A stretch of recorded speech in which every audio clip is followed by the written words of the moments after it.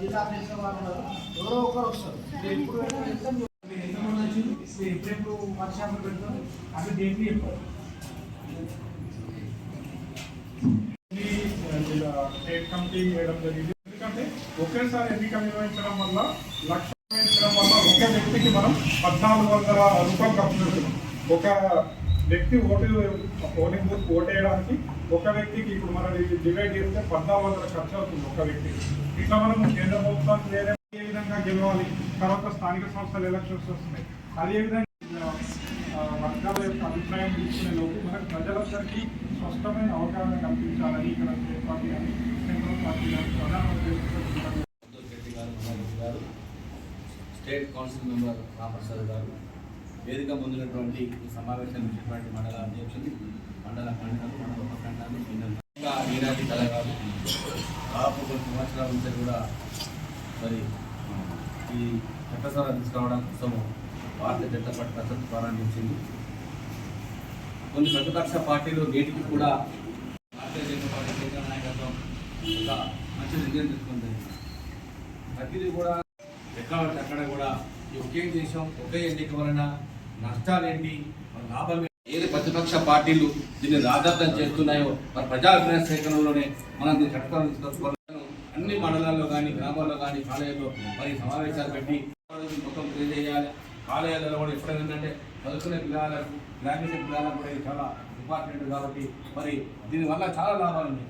అన్న చెప్పినట్టు 1,30,000 కోట్లు కాదు, అంతకంటే ఎక్కువ పై బడ్జెట్, ఇది నమూనా బడ్జెట్ మాత్రమే.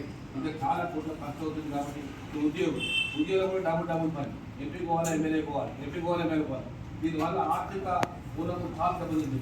చిన్న రాష్ట్రాలు, తెలంగాణ రాష్ట్రం చూసుకుంటే చాలా చిన్నది. మనకు ఉన్నట్టే ఒకటే విమాన విషయ ప్రమాదం ఉందని చెప్పి మరి అందరికీ అమృత ఫలాలు అందాలి, అభివృద్ధి ఫలాలు అందాలి, అన్ని రాష్ట్రాలు సమిష్టిగా ఉండాలి, మంచిగా ఉండాలని ఆలోచించాలి. మరి ఒకే దేశం ఒకే ఎందుకంటే ఒకే ఖర్చు ఉంటుంది కాబట్టి మరి కేంద్ర నాయకత్వం ఆలోచన చేసింది కాబట్టి మరి అన్ని ప్రజలు మనము అందరితో కూడా చర్చించి మరి ఒకే దేశం ఒకే చేరిక అనేది ఏదైతుందో చట్టసభ ఏ విధంగా తెలుగు పీడిఎఫ్ కూడా అన్ని మండలాల్లో కానీ గ్రామాల్లో కానీ కాలేజీలో మరి సమావేశాలు పెట్టి మొత్తం తెలియజేయాలి. కాలేజీలలో కూడా ఎప్పుడైనా ఏంటంటే చదువుకునే పిల్లలకు, గ్రాడ్యుయేషన్ పిల్లలకు కూడా ఇది చాలా ఇంపార్టెంట్ కాబట్టి మరి దీనివల్ల చాలా లాభాలు ఉన్నాయి.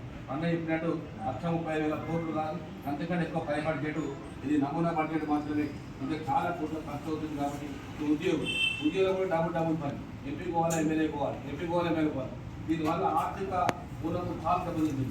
చిన్న రాష్ట్రాలు, తెలంగాణ రాష్ట్రం చూసుకుంటే చాలా చిన్నది. మనకు ఉండే పాలు ఉందని చెప్పి మరి అందరికీ అమృత ఫలాలు అందాలి, అభివృద్ధి ఫలాలు అందాలి, అన్ని రాష్ట్రాలు సమిష్టిగా ఉండాలి, మంచిగా ఉండాలని ఆలోచించాలి. మరి ఒకే దేశం ఒకే ఎందుకంటే ఒకే ఖర్చు ఉంటుంది కాబట్టి మరి కేంద్ర నాయకత్వం ఆలోచన చేసింది కాబట్టి మరి అన్ని ప్రజలు మనము అందరితో కూడా చర్చించి మరి ఒకే దేశం ఒకే చేరిక అనేది హాజరైన వివిధ మండలాల కన్వీనర్లు, ఇన్ఛార్జీలు, మండల అధ్యక్షులు అందరికీ హృదయపూర్వక నమస్కారం. భారతదేశంలో ఎన్ని మార్పులు తేవాలన్నా, ఎన్ని సంస్కరణలు తేవాలన్నా భారతీయ జనతా పార్టీతోటే సాధ్యం.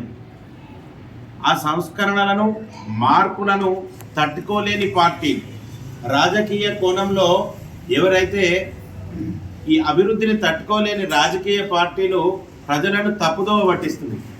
మరి ఆ తప్పుదోవ పట్టించడాన్ని నివారణ కోసం మన పార్టీ కొన్ని విధానాలను అవలంబిస్తున్నది. అందులో ముఖ్య ఉద్దేశం ప్రజలను చైతన్యపరచడం. ఒకే దేశం ఒకే ఎన్నిక ద్వారా నష్టం జరుగుతుంది అని ప్రాంతీయ పార్టీలు కానీ ప్రతిపక్ష పార్టీలు కానీ ప్రజలను తప్పుదోవ పట్టిస్తున్నాయి. దానికి గాను మరి భారతీయ జనతా పార్టీ ప్రతి ఒక్క నాయకులు, కార్యకర్త దీన్ని ప్రజలలోకి తీసుకుపోయి ఏదైతే ఒకే దేశం ఒకే ఎన్నిక ద్వారా ప్రజలకు అయ్యే లాభాన్ని, ఉపయోగాన్ని వివరించాల్సిన అవసరం ఉన్నది. అందుకే ఈ కార్యశాల ఈరోజు జిల్లా స్థాయిలో ఏర్పాటు చేసుకోవడం జరుగుతుంది. రానున్న రోజుల్లో ఇప్పుడు మీరిచ్చిన సమయానికి, మీరిచ్చిన టైంకి ఎక్కడ ఎవరెవరు కార్యశాలలు ఏ రకంగా ఇప్పుడు జిల్లా స్థాయిలో ఇప్పుడు మన జిల్లా స్థాయి ప్రతినిధులతో జరుగుతుంది, మండల స్థాయిలో దానికి సంబంధించిన బూత్ స్థాయి కానీ గ్రామ స్థాయిలో కానీ ఏర్పరచుకున్న కన్వీనర్లు, ఇన్ఛార్జ్ల ద్వారా జరుగుతుంది.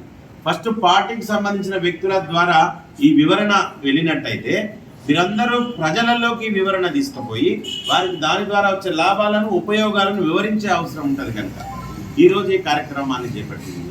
ఒక బృహత్తరమైన కార్యక్రమం. మనం అంతకు ముందు కూడా కాశ్మీర్లో ప్రణాళికలు చేసినాం. దాన్ని కూడా ప్రజలకు వివరించే క్రమంలో భారతీయ జనతా పార్టీ యొక్క జెండా లేకుండా స్వచ్ఛందంగా ప్రజలలో పోయి దాని వివరణ ఏర్పాటు చేసినాం. దాని గురించి ప్రజల్లో చైతన్యం తీసుకొచ్చినాం. ఇట్లా అన్ని ప్రతి ఒక్క సంస్కరణ తీసుకొని వస్తున్నాం. ఒకే దేశం ఒకే ఎన్నిక 1984 భారతీయ జనతా పార్టీ మేనిఫెస్టోలో పెట్టినాం మనం. కానీ సంఖ్యాబలం లేకపోవటం వల్ల అప్పటి నుండి ఇప్పటి వరకు చేయలేకపోయాం. 2019, 2024 ఎలక్షన్లో ఒక హై లెవెల్ కమిటీని మనం రామ్నాథ్ కోవింద్ గారి ఆధ్వర్యంలో తీసుకోవడం జరిగింది. మరి ఒకే దేశం ఒకే ఎన్నిక ద్వారా వివిధ ప్రాంతాల్లో ఎలాగైతే ఎన్నికల వాతావరణం నుండి ఏదైతే వివిధ దశలలో ఉంటే ఓటింగ్ శాతాన్ని తగ్గించుకునే పరిస్థితి ఉంటుంది. వివిధ దేశాల్లో ఈరోజు ఒకే ఎన్నిక ఒకే దేశం పాలసీ నడుస్తుంది. యునైటెడ్ స్టేట్స్ ఆఫ్ అమెరికా కానీ, కెనడా కానీ, సౌత్ ఆఫ్రికాలో కానీ ఒకే దేశం ఒకే ఎన్నిక జరుగుతుంది. అదే రకంగా ఓటింగ్ శాతాన్ని పెంచే క్రమంలో స్వీడన్లో 4 సంవత్సరాలకు ఒకసారి ఎన్నిక జరుగుతుంది. 87.23% ఓటింగ్ జరుగుతుంది అక్కడ. వివిధ దశల్లో జరిగే ఎన్నికల ద్వారా ఓటింగ్ శాతాన్ని కోల్పోతున్నాం మనం. అదే రకంగా ఎన్నికల్లో జరిగే వ్యయంలో సుమారుగా 4.5% దీంతో ఆదా చేయగలుగుతాం. ఈరోజు కేంద్రంలో అధికారం వచ్చిన పార్టీలు ఏవైతే ఉన్నాయో వివిధ రాష్ట్రాల్లో వివిధ ప్రాంతాల్లో వివిధ సమయాల్లో ఎన్నికలు ఉంటే ఎన్నికల మీదనే దృష్టి సారించి అభివృద్ధి కోసం పాటుపడలేకపోతుంది. ఒకసారి ఎలక్షన్ 5 సంవత్సరాలలో అసెంబ్లీకి కానీ పార్లమెంట్కి కానీ జరిగినట్టయితే మళ్ళీ 5 సంవత్సరాల మీద అభివృద్ధికి తోడ్పడే సంస్కరణల మీదనే దృష్టి పెట్టే పరిస్థితి ఉంటుంది. ప్రతి 6 నెలలకు ఒక రాష్ట్రంలో ఎన్నికైతే ఆ ఎన్నికను ఎలా గెలవాలన్న ఆలోచనతోటే పార్టీలు. కాకపోతే ఎక్కడైతే సమర్థవంతంగా కేంద్రంలో అధికారంలో ఉన్న పార్టీ ఉంటుందో రాష్ట్రాలలో కూడా అదే పార్టీ గెలిచే అవకాశాలు ఉంటాయి కనుక దీన్ని ప్రాంతీయ పార్టీలు వ్యతిరేకిస్తున్నారు. ఈ చర్చను మనం ప్రజల్లోకి తీసుకోవాల్సిన అవసరం ఉంది. తప్పకుండా ఈ చర్చను తీసుకోవాల్సిన అవసరం ఉన్నది. మరి వాళ్ళందరినీ చైతన్యపరచాల్సిన అవసరం ఉన్నది. ఎవరైతే మీరు ఏ సమయానికి మీరు కార్యశాల చేసుకున్నామన్న సమయం ఇచ్చిర్రో మరి కంపల్సరీ మల్లారెడ్డి గారితో కానీ, సంతోష్ రెడ్డి గారితో కానీ, మల్లికార్జున గారితో కోఆర్డినేషన్ చేస్తే ఎవరు వస్తారు వక్త, ఎవరు మాట్లాడతారు, మరి దీన్ని సీరియస్నెస్గా తీసుకోవాలి. ఆషామాషికి ఏదో కార్యక్రమం ఏర్పాటు చేసినాం మన మందు మాట్లాడుకొని మనం మమ అనిపించిన మన ప్రక్రియ కాకుండా కార్యశాల మనకు అవగాహన కోసం, కార్యశాల తర్వాత మనం ప్రజలకు అవగాహన కల్పించే క్రమంలో ముందుకు పోవాలా. ఒక గౌరవప్రదంగా తీసుకున్నది, ప్రజలను చైతన్యవంతరం కోసం తీసుకున్నది, ప్రజలను అభివృద్ధి కోసం తీసుకున్నది, దేశ అభివృద్ధిని ఒక భాగస్వామ్యం కోసం ఈ కార్యక్రమం తీసుకున్నది కనుక మనం అందరం కారణబద్ధులై ఈ కార్యక్రమాన్ని విజయవంతం చేయాల్సిందిగా కోరుకుంటూ ఈ అవకాశం ఇచ్చినందుకు ధన్యవాదాలు చేస్తున్నాం. భారత్ మాతా